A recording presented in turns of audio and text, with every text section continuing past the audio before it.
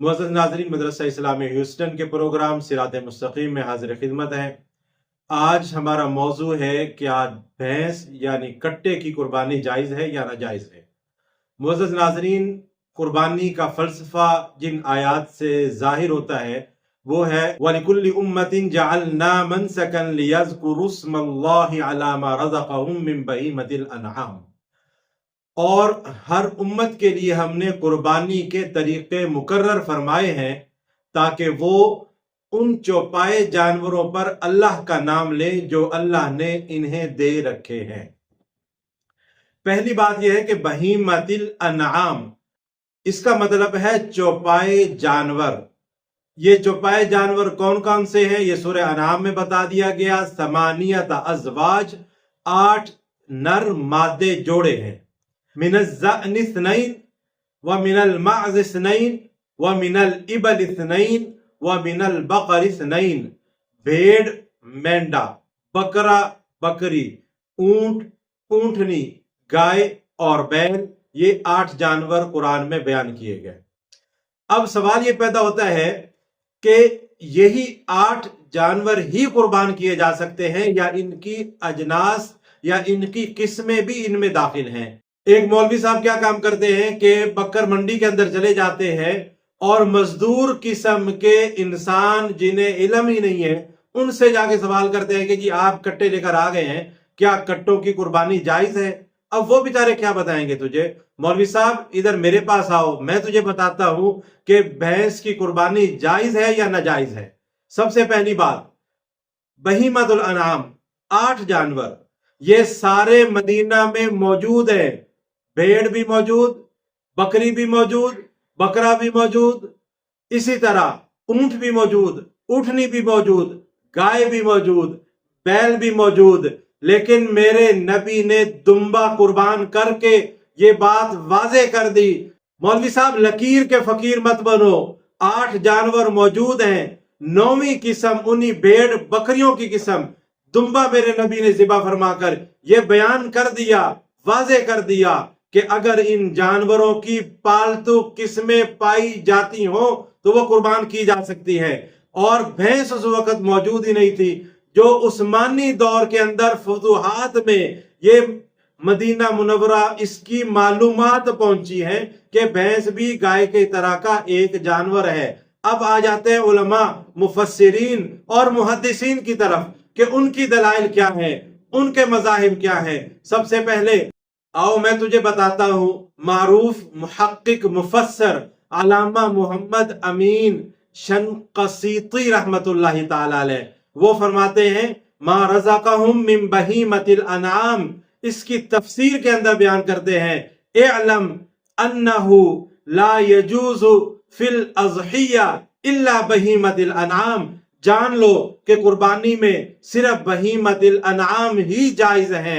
और वो क्या है, वहियल इबिल वल बकर वज़अन वल माअज़ बि अनवाइहा, कि ये सारी किस्में जो ऊंट, गाय, बकरी या भेड़ के जैसी हो वो भी जायज है अपनी अनवा के साथ, किस्मों के साथ। इसी तरह अल्लामा मोहम्मद अहमद वाहिदी निसापुरी वो लिखते हैं, अल अनआमु जमउन नुअम, अनआम नअम की जमा है और इससे मुराद इबिल, बकर, गनम व अजनासिहा, इसकी तमाम किस्में शामिल हैं। इसी तरह तफसीर वाहिदी जिल्द 2 सफ़ा 148 के अंदर अनाम की जमा बताई गई है, वो है ऊंट, गाय, बकरी और उसकी तमाम जिनसें। इसी तरह इमाम इब्न अबी हातिम राज़ी रहमतुल्लाहि ताला ने फरमाया कि वो एक सनद के साथ जिक्र करते हैं, काला अल जामूस भैंस वल बुख्ती खरासानी ऊंट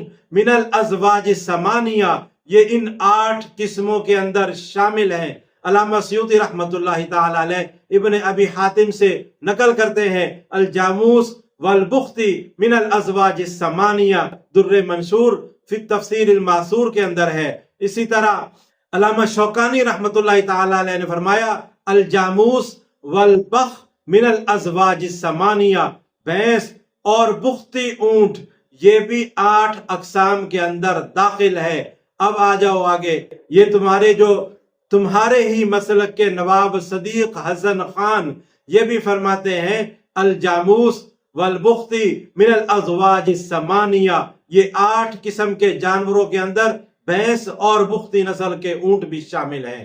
اب اور آگے آ جاؤ، علامہ ابن عاشور تیونسی رحمۃ اللہ علیہ فرماتے ہیں گائے کی ایک قسم ہے جسے کوہان ہوتی ہے، لہذا وہ اونٹ سے زیادہ مشابہ رکھتی ہے، وہ فارس کے علاقہ میں پائی جاتی ہے، عرب کے علاقوں میں داخل ہوئی ہے، اور وہ جاموس یعنی بھینس ہے، عربی گائے کی کوہان نہیں ہوتی۔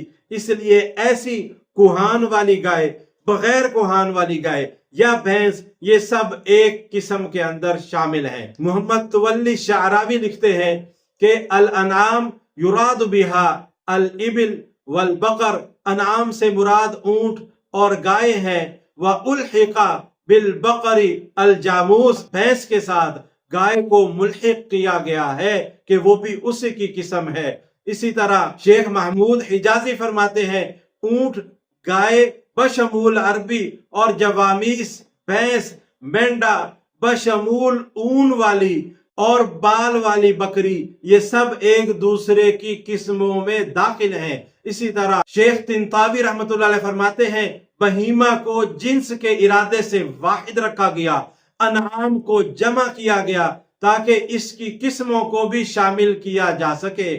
شیخ محمد علی صابونی لکھتے ہیں، وہ فرماتے ہیں کہ سابقہ تفاسیر کی روشنی میں بہیمۃ الانعام کی انواع کی وضاحت علماء کرام نے کر دی ہے کہ بہیمۃ الانعام کے اندر جمیع انواع اونٹ کی بھی، جمیع انواع گائے کی بھی، جمیع انواع غنم بقر یعنی بھیڑ بکریوں کی بھی، یہ ساری ایک دوسرے کے اندر داخل ہیں۔